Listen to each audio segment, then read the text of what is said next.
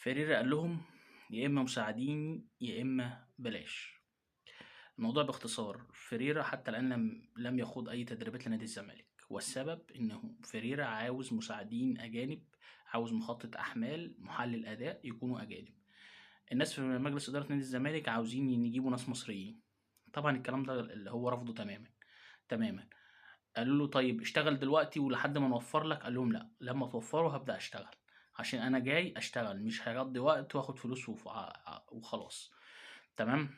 عاوز مخطط احمال وعاوز محلل اداء، والاتنين دول مفيش استغناء عنه بالنسبه لهم. ماتش فاركو اللي هيقوده اسامه نبيه. بعد ماتش فاركو الناس دي اتوفرت، فيريرا هينزل التدريبات وهيقود ان شاء الله باذن الله الزمالك في ماتش شباب بلوزداد. طبعا في مشكله ماديه بالنسبه لنادي الزمالك في توفير الناس دي، في مشكله ماديه بالنسبه للناس نادي الزمالك، بس لازم